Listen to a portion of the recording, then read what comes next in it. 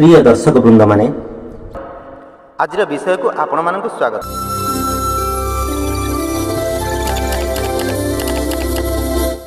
विशेष सूचना आज अनुचिंता को आपण मानक स्वागत। ओम नमो भगवते वासुदेवाय। प्रथमे आज अनुचिंता पाहांतिया समय रे एई स्वप्न गुड़ाक देखिले कौन सब घटी थाए आसतु जानिबा। किंतु ता पूर्वरु आपण शनिदेवଙ୍କ ପାଇଁ ଆମ ଚ୍ୟାନେଲଟି को सब्सक्राइब करी वीडियो को लाइक करंतु। तेबे आसतु सेगुडी को कौन कौन जानिबा। नंबर 1 मृत्यु व्यक्ति सहित कथा हेबा धन प्राप्तिर योग रही थाए। नंबर 2 शब देखिबा भाग्य बदलिबार योग थाए। नंबर 3 कुआ देखिबा घर को अतिथि आसबार योग थाए। नंबर 4 आलती देखिबा जेकोसी आलती देखिबा मनस्कामना पूर्ण हेबार सूचना आइथा। आज अनुचिंता परे आपन को गोटाए बढ़िया कथाटे कहूँ मन दे शुणु। बढ़िया लगे मन पाइला भली कथाटी। जोठी धन थाए जा पाखरे धन थाए बा जो लोक धनी होई थाए सी जाति रे छोट हेउ पछे ब्राह्मण शूद्र वश्य समस्ते तांकु सम्मान देवे नमस्कार करिवे। ए कथाटा सत ना नहीं आज्ञा। शास्त्र कहे सपंडित किछि वेद शिखि न थाउ गीता भागवत पढ़ी न थाउ अष्टादश पुराण पढ़ी न थाउ किछि पुराण शास्त्र पढ़ी न थाउ वेद जानि न थाउ उपनिषद जानि न थाउ वेद शास्त्र ज्ञान न थाउ ता पाखरे किंतु बड़ बड़ जानिबा सुनिबा लोक माने मध्य मुंडिया मारिबे ताकू नमस्कार हेबे ताकू। काहेकि आज्ञा कारण धन अछि ता पाखरे पावर अछि ता पाखरे। जा पाखरे धन अछि ना अनेक सखा सहोदर बंधु थांती तार किंतु प्रकृत बंधु किए से धन आसिला कुआडू किए देला से धन से प्रकृत बंधु परमेश्वर। तेणु से धनरु किछिटा दान करंतु ना मन को केते शांति मिलिबो केमिति शांति निद्रा देबे आपण देखंतु। कारण आपण दान करिसंती देइसंती कहार धन को झांपी नै नाहंती ना। तेणु भिक्षुक मानकु अनाथ मानकु दान करंतु। दान कले सरे नाही आज्ञा। जेतिकी दान करिवे सेतिकी भगवान तुमको देबे परीक्षा करंतु। दान कथा कहिबारु गोटाए कथा मने पड़िगला बढ़िया कथाटी शुणंतु। दान देई कौन हैला तार अवस्था आउ शेष रे कौन पाइला सी शुणंतु। राजेंद्र बोली गोटाए लोक गंगा नदी कूल रे तार घर से सदाबेले साधु सन्थ मानक सेवा करे। काहेकि ना सी जानिछि साधु सन्थ मानकर पाद जार घरे पड़े तार बहुत पुण्य फल होइथाए। जार घरे साधु सन्थ ब्राह्मण पाद पड़े तार बहुत पुण्य हुए। ए कथाटा सत। दरिद्र थिले भी धनी होइथाए सी। ए कथाटा आमे कहूना आज्ञा वेद उपनिषद याकू कहे। हेले राजेंद्र सबुबेले साधु सन्थक सेवा कला। राजेंद्र सबुबेले बेपार करुथाए धनी लोक साधु सन्थक सेवा करुथाए। एमिति सेवा करू करू करू करू दिने हठात लॉस हो गला।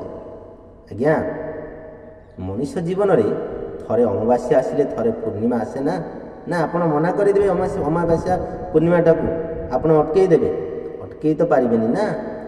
गोटे उठाणी परे गोटे गड़ाणी निश्चित गोटे दिन परे गोटे राति आसीबा स्वाभाविक। ए संसार चक्र घुरु थाए। मनुष्य जीवन रे फाळे दुख हेले फाळे सुख मनुष्य जीवन सेया आज्ञा। एमिति लाभ क्षति उठाणी गड़ाणी गोटाए अमावास्या परे गोटाए पूर्णिमा गोटाए अमृत परे गोटाए विश्व निश्चित एटा स्वाभाविक प्रक्रिया मनुष्य जीवन। राजेंद्र हठात दिने एमिति घाटा हो गला जे क्षति हो गला जो घाटा फल कोटी कोटी टंका नष्ट हो गला। आज्ञा आहा केते धन संपत्ति नष्ट हो गला पाखरे आ पैसाटे रहिलानी। दुनिया आड़ू दुनिया धार करज एते बढ़ीगला जे आउ किछि करि पारिबार बाट पाइलानी लोकटे। राजेंद्र चिंता कला मनरे मु पछे भिकारी होई जीवी पछके साधु सन्तक सेवारु तो निवृत्त होई पारिबिनी कौन करिबि हेला। राजेंद्र धार करज देइथिबा लोक माने आसी पैसा मागिले। राजेंद्र मुंड आ काम कलानी। भाविला मुलु मारिले जीव सरी देवक संगे किंपा कली मूलरू तो मारिदेवा कथा छिड़ब ମାନେ କ'ଣ? ଦେଖନ୍ତୁ ଆଜ୍ଞା କି ନିଷ୍ପତ୍ତି। ସକାଳ ହେଲେ ତ ଲୋକେ ଆସିବେ ଧାର ଟଙ୍କା ମାଗିବାକୁ। ମୁଁ କାହାକୁ ହଁ କରିବି, କାହାକୁ ମନା କରିବି, କାହାକୁ କ'ଣ କହିବି, ଏମିତି ଭାବି ଭାବି ଶେଷରେ ସିଦ୍ଧାନ୍ତ ନେଲା ଯେ ନାଇଁ, ଆଜି ରାତି ପାହିଲେ ମୁଁ ଆତ୍ମହତ୍ୟା କରିବି। ଦେଖନ୍ତୁ ଜଣେ ଭଲ ମଣିଷ କିଭଳି ନିଷ୍ପତ୍ତିରେ ପହଞ୍ଚିଲା। ଲୋକେ ଯଦି ସାଧୁସନ୍ତଙ୍କ ସେବା କରି କରି ମରିଯିବେ, ଆତ୍ମହତ୍ୟା କରିଦେବେ, ଲୋକେ ଆଉ କ'ଣ ସାଧୁସନ୍ତଙ୍କୁ ସେବା କରିବେ ଆଜ୍ଞା? ରାଜେନ୍ଦ୍ର ଭଳି ଭକ୍ତ ମରିଯିବ, ନିଷ୍ପତ୍ତି ନେଇଛି ଆଜି ରାତ୍ର ପାହିଲେ ଆତ୍ମହତ୍ୟା କରିଦେବ। କ'ଣ ଆଜ୍ଞା ଭଗବାନ କରେଇଦେବେ ଏ କାମ? ଜଣେ ସାଧୁ ସେବକୁ ଏ କାମ କରେଇଦେବେ? ରାତ୍ରରେ ଭକ୍ତ ରାଜେନ୍ଦ୍ର ଶୋଇଛି, ହଠାତ୍ ଗୋଟେ ସ୍ୱପ୍ନ ଦେଖିଲା। କ'ଣ ନା, ଜଣେ ବ୍ରାହ୍ମଣ ଲଣ୍ଡା ମୁଣ୍ଡିଆ ହୋଇ ଭିକ୍ଷୁକ ବେଶ ଧରି ଆସି ଧୀର ସ୍ଥିର ଭାବରେ କହୁଛନ୍ତି, ରାଜେନ୍ଦ୍ର, ରାଜେନ୍ଦ୍ର, ଆରେ କାହିଁକି ମନ ଦୁଃଖ କରୁଛୁ? ଧନ ସମ୍ପତ୍ତି ନାହିଁ ବୋଲି? ଓହୋ, ଗୁଡ଼ାଏ କରଜ ଧାର ତୋର ବଢ଼ିଯାଇଛି ତ ସେଇଥିପାଇଁ? ଆରେ ଗୋଟାଏ କାମ କର, ମନ ଦେଇକି ଶୁଣୁ ମୁଁ ତୋତେ ଯାହା କହୁଛି। ଆସନ୍ତା କାଲି ସକାଳେ ମୁଁ ତୋ ଦୁଆରେ ପହଞ୍ଚିବି। ସେ ବ୍ରାହ୍ମଣ କହୁଛନ୍ତି ରାଜେନ୍ଦ୍ରକୁ ସ୍ୱପ୍ନରେ, ଆସନ୍ତା କାଲି ସକାଳେ ମୁଁ ତୋ ଦୁଆରେ ପହଞ୍ଚିବି। ତୁ ଯେତେବେଳେ କବାଟ ଖୋଲିବୁ ମୋତେ ଦେଖିବୁ, ଆଉ ମୋତେ ଦେଖି ଘର ଭିତରକୁ ଡାକିବୁ। ମୁଁ ଯେତେବେଳେ ତୋ ଘର ଭିତରକୁ ଆସିବି ସେତେବେଳେ ଗୋଟେ ଠେଙ୍ଗା ସାଇଜ କରିକି ରଖିଥିବୁ, ଗୋଟେ ମୂଳି ଠେଙ୍ଗା। ଠେଙ୍ଗାଟା ଧରି ମୋ ପଛପଟ ଆଡ଼ୁ ଜୋର କି ଗୋଟେ ପାହାର ଦେବୁ। ମୁଁ ଯାହା କହିଲି ମନେ ରଖ, ଯାହା କହିଲି ସେଇଆ କର, ଦେଖିବୁ ଆଉ କିଛି ଅସୁବିଧା ହେବନି ତୋର। ଏତିକି ପରେ ରାଜେନ୍ଦ୍ରର ନିଦ୍ରା ଭାଙ୍ଗିଗଲା। ଉଠି ପଡ଼ିଲା, ଚମକି ପଡ଼ିଲା, ଭାବିଲା, ଆରେ ଇଏ କ'ଣ? ମୁଁ କ'ଣ ଏମିତିଆ ସ୍ୱପ୍ନ ଦେଖିଲି? ଜଣେ ସାଧୁ ମୋ ଘରକୁ ଆସିବେ, ମୁଁ ତାଙ୍କୁ ଠେଙ୍ଗାରେ ବାଡ଼େଇବି? ପୁଣି ନିର୍ଦ୍ଦେଶ, ନ ବାଡ଼େଇଲେ ଅସୁବିଧାରେ ପଡ଼ିବ। ସ୍ୱପ୍ନରେ ବ୍ରାହ୍ମଣ କହିଛନ୍ତି ମୋ ପଛପଟ ଆଡ଼ୁ ଠେଙ୍ଗାରେ ବାଡ଼େଇବୁ, ପୁଣି ଜୋରରେ ବାଡ଼େଇବୁ, ମୋ ମୁଣ୍ଡକୁ ବାଡ଼େଇବୁ। ଦେଖନ୍ତୁ ଆଜ୍ଞା କେତେ ଜଟିଳ ସ୍ୱପ୍ନ। ରାତି ପାହିଲା, ସକାଳ ହେଲା, କବାଟ ଖଟ ଖଟ ଶୁଭିଲା। ରାଜେନ୍ଦ୍ର ଭାବିଲା ଆସିଗଲେ କି ବୋଧେ। ଯେତେବେଳେ କବାଟ ଖୋଲିଦେଲା ଦେଖିଲା ସନିଆ ବାରିକ, ଯେଉଁ ବାରିକ ତାକୁ ନିଇତି ଖିଅର କରେ। ସନିଆ ବାରିକ ଛିଡ଼ା ହେଇଛି। କହିଲେ, ଆରେ ସନିଆ ତୁ? ସନିଆ କହିଲା, ହଁ ଆଜ୍ଞା, ଆପଣଙ୍କୁ ଖିଅର କରିବାକୁ ଆସିଛି। କହିଲେ, ହଉ ହଉ, ଆସେ ଆସେ, ଭିତରକୁ ଆସେ। ବାରିକ ଆସିଲା। ବାରିକ ତାର ଖିଅର କରିବାକୁ ବସିଛି, ଯାଉଛି ଖିଅର କରିବାକୁ। କବାଟ ଆଉ ଥରେ ଖଟଖଟ ଶୁଭିଲା। ସନିଆ କହିଲେ, ଆଜ୍ଞା, ଆଉ ଜଣେ କିଏ ଡାକିଲାଣି। ପୁଣି ଯାଇକି ରାଜେନ୍ଦ୍ର କବାଟ ଖୋଲନ୍ତି। ଦେଖିଦେଲେ, ଆଶ୍ଚର୍ଯ୍ୟ ହୋଇଗଲେ, ଇଏ କିଏ? ରାତ୍ରରେ ସ୍ୱପ୍ନରେ ଦେଖିଥିଲେ ଯେଉଁ ବ୍ରାହ୍ମଣକୁ, ଇଏ ସେଇ ବ୍ରାହ୍ମଣ ଭିକ୍ଷୁକ ବେଶରେ ଆସିଛନ୍ତି। ରାଜେନ୍ଦ୍ର ବ୍ରାହ୍ମଣକୁ ଘରକୁ ଡାକିଲେ, ଆସନ୍ତୁ, ଭିତରକୁ ଆସନ୍ତୁ। ସେତେବେଳେ ଭିତରକୁ ଡାକିନେଲେ। ସନିଆ ବାରିକ ଅନଉଛି, ଦେଖୁଛି। ସେତେବେଳେ ଇଏ କ'ଣ କଲେ ରାଜେନ୍ଦ୍ର? କବାଟ କୋଣରେ ଠେଙ୍ଗାଟାକୁ ରଖିଥିଲେ, କହିଛନ୍ତି ଯଦି ନ ବାଡ଼େଇବୁ ଅଡ଼ୁଆରେ ପଡ଼ିବୁ। ଇଏ କଲେ କ'ଣ ନା, ରାଜେନ୍ଦ୍ର କବାଟ କୋଣରୁ ଠେଙ୍ଗାଟାକୁ ରଖିଥିଲେ, ଆଣିଲେ କବାଟ କୋଣରୁ ଠେଙ୍ଗାଟାକୁ ଆଣି ବ୍ରାହ୍ମଣ ଚାଲୁଛନ୍ତି, ପଛପଟରୁ ଠେଙ୍ଗାଟାରେ ମୁଣ୍ଡକୁ ଜୋରରେ ପାହାର ଦେଲେ, ବାଡ଼େଇ ଦେଲେ। ଯେତେବେଳେ ପାହାରେ ବାଡ଼େଇ ଦେଲେ ଏ ବ୍ରାହ୍ମଣଙ୍କ ଦେହଟା କୁଆଡ଼େ ଅନ୍ତର୍ଧ୍ୟାନ ହୋଇଗଲା। ତା ବଦଳରେ 2-4 ବସ୍ତା ହେବ ସୁନା ମୋହର ଗଦା ହେଇ ପଡ଼ିଲା ଘରେ। ଦେଖନ୍ତୁ ଆଶ୍ଚର୍ଯ୍ୟ ହୋଇଗଲା ରାଜେନ୍ଦ୍ର, ଇଏ କ'ଣ ଏତେ ସୁନା ମୋହର? ସନିଆ ବାରିକ ଆଶ୍ଚର୍ଯ୍ୟଚକିତ ହୋଇ ଅନେଇଛି। ଆରେ ବାବା, ଇଏ କି ଆଶ୍ଚମ୍ବିତ, ଏତେ ସୁନା ମୋହର! ଏ ବ୍ରାହ୍ମଣଙ୍କୁ ବାଡ଼େଇଲା ପରେ ଏତେ ସୁନା ଗଦା ହୋଇଗଲା। ସନିଆ ପୁରା ଆଶ୍ଚର୍ଯ୍ୟ। ସେଠୁ ରାଜେନ୍ଦ୍ର କହିଲେ, ଆରେ ସନିଆ। ସନିଆ କହିଲା, ହଁ ଆଜ୍ଞା। ଆରେ କାହାକୁ କିଛି କହିବୁନି ରେ, ତୋ ଆଖିରେ ପଡ଼ିଗଲା, ତୋ ନଜରରେ ପଡ଼ିଗଲା। ଆରେ ତୁ ବାରିକ ଜାତି, କାହାକୁ କିଛି କହିବୁନି ରେ। ସନିଆ କହିଲା, ହଁ ନାଇଁ ଆଜ୍ଞା, ମୁଁ କାହାକୁ କାହିଁ କହିବି? ଆପଣ ସୁନା ମୋହର ପାଇଲେ, ଆପଣ ବଡ଼ ଲୋକ ହେଲେ, ମୁଁ କାହିଁ କାହାକୁ କହିବି? ରାଜେନ୍ଦ୍ର କହିଲେ, ଆରେ ସନିଆ ମନ ଦୁଃଖ କରେନା ରେ, ଏଥିରୁ ତୁ ବି କିଛି ନେ। ସନିଆକୁ ମଧ୍ୟ କିଛି ସୁନା ମୋହର ଦେଲେ। ସନିଆ ସୁନା ମୋହର ତାକୁ ଧରି ହାତରେ ଭାରି ଖୁସିରେ ଘରକୁ ଗଲା। ଆସ୍ତେ ଆସ୍ତେ ରାଜେନ୍ଦ୍ରର ଭାଗ୍ୟ ପରିବର୍ତ୍ତନ ହୋଇଗଲା। ପୁଣି ଯେମିତି ଧନୀ ହୋଇଥିଲା ସେଇ ଧନୀ ହୋଇଗଲା। ଦାନ ଦେଲେ ସରେ ନାହିଁ ଆଜ୍ଞା, ଦାନ ଦେଲେ ଏମିତି ବଢ଼େ। ସେ ପୁଣି ସେଇ ଧନୀ ହେଲା। କିନ୍ତୁ ସନିଆ ବାରିକକୁ ଆଉ ରାତିରେ ନିଦ ନାହିଁ। ସନିଆ ଭାବୁଛି ମନରେ, କ'ଣ ଜଣେ ବ୍ରାହ୍ମଣର ତାଳୁକୁ ବାଡ଼େଇ ଦେଲା ବୋଲି ଏତେ ସୁନା ମୋହର? ନାଇଁ ମୋ ମନ କାହିଁ ମାନୁନି। ତଥାପି ସନିଆ ତା ପରଦିନ ସେ ପାଖ ମନ୍ଦିର ପାଖକୁ ଗଲା। ଯେତେକ ବ୍ରାହ୍ମଣ ଥିଲେ ସମସ୍ତଙ୍କୁ କହିଲା, ଏ ବାବୁ, ଏ ଗୋସେଇମାନେ, ତମକୁ ମୁଁ ଯେତେ ଟଙ୍କା କହିବ ସେତେ ଟଙ୍କା ଦେବି। କାଲି ମୋ ଘରକୁ ତମେ ସବୁ ଆସିବ। ବ୍ରାହ୍ମଣମାନେ କହିଲେ, ହଁ ଆମେ ଟଙ୍କା ପାଇବୁ, ଆଉ ଯିବୁନି କାହିଁକି? ନିଶ୍ଚିତ ଯିବୁ, ଆମେ ଯିବୁ। ଆଉ ସବୁ ଯିବା ପାଇଁ ରାଜି। ତା ପରଦିନ ସକାଳୁ ବ୍ରାହ୍ମଣମାନେ ସନିଆ ବାରିକ ଘରକୁ ଆସିଲେ। ଏ ସନିଆ ବାରିକ ଗୋଟେ ମୂଳିଆ ଠେଙ୍ଗା ସମାନେ ରେଡ଼ି କରିକି ରଖିଛି। ଆଗରୁ ସମାନେ ଜଡ଼ା ତେଲ ଫେଲ ମାରିକି ପୁରା ରେଡ଼ି କରିକି ରଖିଛି। ସନିଆ ବାରିକ କହିଲା ବ୍ରାହ୍ମଣମାନଙ୍କୁ, ଜଣ ଜଣକେ ଆସିବ ବାବୁ, ଦିଦି ଜଣିଆ ନୁହଁ, ଜଣ ଜଣିଆ କବାଟ ଖୋଲିକି ଭିତରକୁ ଆସିବ। ଜଣେ ଜଣେ ଆସିଲେ। ଇଏ ସନିଆ କବାଟ କୋଣରେ ଠେଙ୍ଗାଟାକୁ ଧରିକି ଛିଡ଼ା ହେଇଥିଲା। କହିଲା, ଜଣେ ଆସ। ଯିଏ ଆସିଲା ପ୍ରଥମେ ତାର ମୁଣ୍ଡକୁ ଠୋ କିନା ପାହାରେ ଦେବ। ସିଏ ତାର ଚେତା ବୁଡ଼ିକି ପଡ଼ିବ। ତାପରେ ଯିଏ ଆସିବ ତାକୁ ଠୋ କିନି ପାହାରେ ଦେବ, ସିଏ ତାର ଛଟପଟ ହେଇ ପଡ଼ିବ। ଏମିତି 3-4 ଜଣଙ୍କୁ ବାଡ଼େଇଲା ପରେ ରକ୍ତ ବାହାରିଲା, ମୁଣ୍ଡ ହାଣ୍ଡିଆ ଫାଟିଲା, ସବୁ ଛଟପଟ ହେଇ କୋଳାହଳ ହେଲେ। ଏମିତି 3-4 ଜଣଙ୍କୁ ବାଡ଼େଇଲା ପରେ ବାହାରେ ଥିବା ବ୍ରାହ୍ମଣମାନେ କଥା ହେଲେ, କ'ଣ ଚିତ୍କାର ଶୁଭୁଛି ଘର ଭିତରୁ? ଇଏ ଢୋ ଢାଫାର ଶୁଭୁଛି। ନାଇଁରେ ବାବା, ଏଠି ଗୋଳମାଳିଆ ଅଛି। ଆଉ ଯେତେକ ବ୍ରାହ୍ମଣ ଥିଲେ ବାହାରେ ସବୁ ଦୌଡ଼ିକି ପଳେଇଲେ। ଯାଇକି ଏ ସନିଆ ବାରିକ ନାଁରେ ଥାନାରେ ଗୋଟେ କେସ୍ କରିଦେଲେ। ପୋଲିସ ଆସିଲେ, ୟାକୁ ବାନ୍ଧିକି ନେଲେ। ସନିଆ ବାରିକକୁ ପଚାରିଲେ, ହେଇରେ କାହିଁକି ଏଗୁଡ଼ାକୁ ଏମିତି କରିଛୁ? କାହିଁକି ଏଗୁଡ଼ାକୁ ଏମିତି ବାଡ଼େଇକି ପକେଇଛୁ?